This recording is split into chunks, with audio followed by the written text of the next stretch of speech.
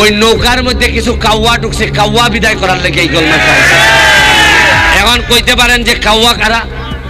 কাউয়া হইল মাননীয় সংসদ সদস্য লাফালাফি বাড়াবাড়ি যে প্রধানমন্ত্রী বলেছেন। কাদেরকে কাউয়া বলায় প্রচুর খেপে গেলেন। এই ভিডিওটি একটু পরে আপনাদেরকে দেখাবো, যেটা দেখলে আপনার চোখ মাথায় উঠে যাবে বেরিয়েছে সময় সাহস কোথায় গিয়েছে। সন্দীপ এমপি হওয়ার পর যেন প্রত্যেকটা মন্ত্রীকে সে ধরে ফেলতেছে তাদের দুর্নীতি এবং চক্রান্ত। বাংলাদেশের টাকা কোথায় যায় সকল যেন বের করে আনতেছেন ব্যারিস্টার সুমন। বন্ধুরা, হয়তোবা এরকম ন্যায় নীতির কথা বলতে বলতে একসময় ব্যারিস্টার সুমন হয়তোবা আমাদের মাঝে নাও থাকতে পারে। কেননা এখন সবাই বলতেছে প্রধানমন্ত্রীর কাছে নেটিজনরা যে আপনারা অবশ্যই ব্যারিস্টার সুমনকে প্রোটোকল দিন, কেননা তিনি যেভাবে এরকম দুর্নীতি বের করতেছেন কোনো এক ব্যক্তি হয়তোবা সে ফাঁসার ভয়ে একদিন তাকেই গুম করে দিবেন। জি বন্ধুরা, আপনারা কারা কারা চান যে আসলে ব্যারিস্টার সুমনকে প্রধানমন্ত্রীর প্রোটোকল দেখ? জি বন্ধুরা, চলুন আমরা সেই বক্তব্য শুনি কি এমন ঘটলেন সংসদের মধ্যে ব্যারিস্টার সুমন এবং কাদের। আমরা সেই ভিডিওটি দেখে আসি। আপনাদের সঙ্গে রয়েছে আমি রাকিবুল হাসান। নামটি মনে রাখবেন, চ্যানেল নতুন সাবস্ক্রাইব করুন, পাশে আসা বেল আইকনটি প্রেস করুন। চলুন ভিডিওটি দেখে আসি। ওই নৌকার মধ্যে কিছু কাউয়া ঢুকছে, কাউয়া বিদায় করার লেগে এই গোলমাল চলছে। এখন কইতে পারেন যে কাউয়া কারা? কাউয়া হইল নামে কয় শেখ হাসিনার, নামে কয় আওয়ামী লীগ, আর কামে বাগানবাসীর 5,000 টাকার থেকে 2,000 মাইরা দেয়। কাউয়া কেটা জানেন? কাউয়ায় ভোটের সময় কয় আমরা নৌকা লই আইছি, তাড়াতাড়ি ভোট দাও, আর আপনারা কোন রাস্তা বানাই দিবাইনি, কয় দিমু, এরপরে আর 5 বছর কোনো খবর রাখেন, এরারে কয় কাউয়া। মাননীয় সংসদ সদস্য লাফালাফি বাড়াবাড়ি যে প্রধানমন্ত্রী বলেছেন, বক্তৃতা করেন, শেখ হাসিনার নামটা পর্যন্ত শালীনতার সঙ্গে উচ্চারণ করেন না। করেন হাসিনা হাসিনা, আমরা ছাড় দিচ্ছি, কিন্তু মনে রাখবেন বাড়াবাড়ি করলে ছেড়ে দেব। মাননীয় সদস্য জনাব সৈয়দ সাইদুল হক হবিগঞ্জ 4 সম্পূরক প্রশ্ন। কালকে আপনারা ফেসবুকে দেখছেন নি 100 কোটি টাকা, 196 কোটি টাকা মাইরা 2 বেটি জার্গা কানাডা কোর্টে লই আইছে। আমি ভিডিও অন করিয়া কইছি ওই দেখুন বেটি 2 টাকা লই জায়গা। একদিনে 80 লাখ মানুষে দেখছে। ওই ওসি আছে একলা রমনা থানার, আর টাকা শহরই সম্পদ, কেউ মারতে না এর বিরুদ্ধে। আমি গিয়া কাগজ লিয়া গিয়া কইছি আমি ওসির বিরুদ্ধে দাঁড়াইছি, তার তদন্ত হোক, তার যদি সম্পদ পাওয়া যায় তার জেলে দেওয়া হোক। বাধ্য হয়েছে দুদক, দুর্নীতি দমন কমিশন আমার অ্যাপ্লিকেশনের উপর নিতে। আমার ওসি এমন কোন ভাবে নাই তদবির করছে না, প্রেসার পর্যন্ত আমারে দিছে। আরে আমি তো সোনারঘাট লিয়া খেলি না, আমি খেলি সারা বাংলাদেশের বিরোধিতা যারা করে এরার বিরুদ্ধে খেলি। আমি ওসিরে কইছি এটা ফেসারে খাম হইতো না রে ভাই, আমি সোনারঘাটের ফুলা, আমার সারা শরীরের মধ্যে মাংসের চেয়ে খুলজা বড়, সর্বোচ্চ মারবা এমনি আমারে। আর যারা মারতায় না এরা কিটা বাঁচবো না তা সারা জীবন? যারা ডরায় না আপনারা, যারা কথা কইতে ডরায়, তারা কিন্তু আমার চেয়ে বেশি বাচ্চা লাগবে না। তাহলে যদি আমার হাত লেখকে দেখেন 1000 লোক আমার মারতে চাইলেও মারতে পারতো না। ভিতর থেকে কথা বার করুন, যারা 2 নম্বরই করে কথা বার করুন, নাইলে এমন বাঁচতা না। চা বাগানের শ্রমিকরা কইয়া ইসলাম যে আরে তোমরা আন্দোলন করো, যা লাগে আমি দিমু খানি, 120 টাকা মজুরিতে এমনই মরবাই, তাইলে মরার আগে একটা আন্দোলন কইরা দিয়া মইরা যাও যাতে 300 টাকা হয়।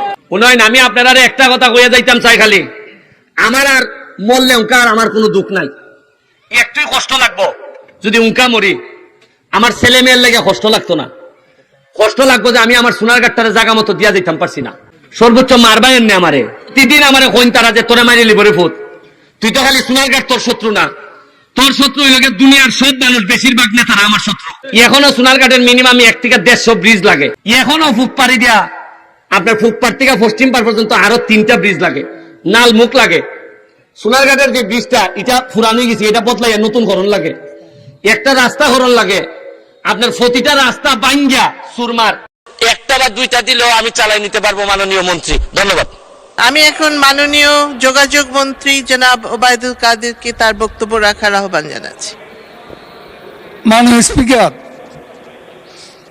আমি মাননীয় স্পিকার, আপনিও বোধ ভুলক্রমে, আমি এখন যোগাযোগ মন্ত্রী নই, যেটা আমাদের বিরোধী সড়ক দলের পরিবহন। সদস্যরা, জি। আমি সড়ক ও সেতু মন্ত্রী, সড়ক পরিবহন দুঃখিত, ও জি। সেতু মন্ত্রী। হ্যাঁ, এটাই হলো শুদ্ধ। এখন দেখলাম তারা এটাও জানে না।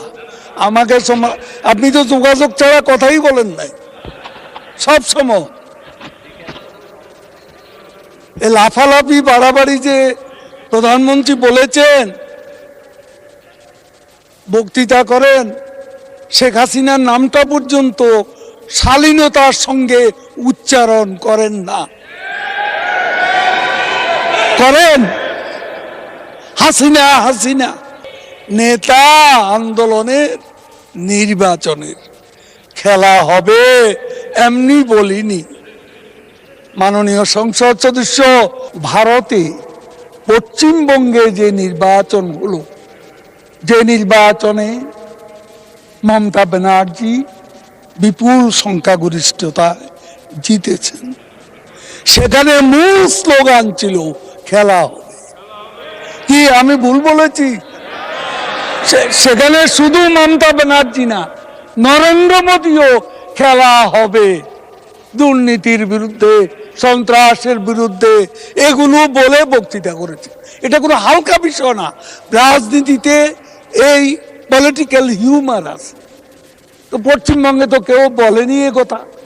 আর আমি কালকে বাড্ডা 1.5-2 লাখ লোকের সামনে বক্তৃতা করছি, সারা মাঠ খেলা হবে বলেছে। তাহলে জনগণ তো এটাকে অপছন্দ করছে না। আপনি কেন করছেন? আপনার ভালো লাগে না, আপনি বলবেন না। আমি বলবো এটা একটা পলিটিক্যাল স্লোগান। পশ্চিমবঙ্গ ভারতে গণতান্ত্রিক দেশ, প্রাইম মিনিস্টার নরেন্দ্র মোদী এবং মমতা ব্যানার্জি মুখ্যমন্ত্রী, তারা এক্সচেঞ্জ করেছেন এই শব্দটাই বেশি, এই স্লোগানটাই বেশি। তাতে কিনা গণতন্ত্র হালকা হয়ে গেছে? জনগণ কি সেটা মনে করে? জিজ্ঞেস করুন। জনগণ তো সমস্যারে পাল্টা সঙ্গে সঙ্গে স্লোগান দিচ্ছে, উচ্চারণ করছে। তা আমি তো জনগণের ভাষাটা যেহেতু জনগণ পছন্দ করছে, সেই জন্য বলছি। আমি তো মারামারি করতে বলিনি, আমরা তো মারামারি করতে বলিনি। আমরা ছাড় দিচ্ছি, কিন্তু মনে রাখবেন বাড়াবাড়ি করলে ছেড়ে দেব না। পরিষ্কার কথা। আমরা কি আওয়ামী লীগ কোথায় আপনাদের সাথে মারামারি করতে গেছি? কেন এসব কথা তুলছেন? একটা লোক আমরা ঘরে থাকতে পারছি 5 বছরে 5 সপ্তাহ আমি আমার নিজের ঘরে থাকতে পারিনি। এখানে আমাদের নেতারা বসে আছে, প্রত্যেকের গায়ে দাগ আছে। রাস্তা বেধড়ক পিটনি, মোহাম্মদ নাসিম মারা গেছে, সেই বয়স্ক ব্যক্তি আব্দুল সামাদ আজাদ আজকে নেই। এদেরকে পর্যন্ত হামলা করা হয়েছে। বাড়ি ঘরে থাকতে পেরেছি আমরা, সেটার বিরুদ্ধেই খেলা হবে। জয় বাংলা, জয় বঙ্গবন্ধু। মানে স্পিকার, ধন্যবাদ মাননীয় সড়ক পরিবহন ও সেতু মন্ত্রী জনাব ওবায়দুল কাদের, আপনাকে অসংখ্য ধন্যবাদ। সম্মানিত ভিউয়ার্স, বাংলাদেশের মধ্যে দ্বিতীয় বঙ্গবন্ধু মনে হয় ব্যারিস্টার সুমন। যেটা বলতেছেন নেটিজনরা, তারা বলতেছেন বঙ্গবন্ধুর কোন রক্ত মনে হয় এই ব্যারিস্টার সুমনের গায়ে প্রবাহিত হচ্ছে, নয়তো কেন তিনি এইরকম জননেতা বেরিয়ে আসলেন। জীবনরা তিনি কিন্তু আওয়ামী লীগকে সাপোর্ট করেন, তারপরে তার বক্তব্য শুনলে সে যেন তার প্রতিদ্বন্দ্বী কেউকে ছাড়াই দিচ্ছেন না। সে কিভাবে মাথা উঁচু করে এইভাবে কথা বলতেছেন, তার উপরে কি কোনো রকম চাপ আসতেছে না উপর মহল থেকে? সম্মানিত ভিউয়ার্স, আপনাদের কি মনে হচ্ছে ব্যারিস্টার সুমন কি পারবে শেষ পর্যন্ত বাংলাদেশকে সোনার বাংলাদেশ গড়াতে? অবশ্যই আমাদের কমেন্ট বক্সে জানিয়ে দেবেন কে কে ব্যারিস্টার সুমনকে ভালোবাসেন। অবশ্যই কমেন্টে জানিয়ে দেবেন, চ্যানেলটিকে সাবস্ক্রাইব করবেন নিত্য নতুন সর্বপ্রথম ব্যারিস্টার সুমনের যে কোনো ভিডিও পাওয়ার জন্য। আজকের ভিডিও এই পর্যন্তই। আল্লাহ হাফেজ।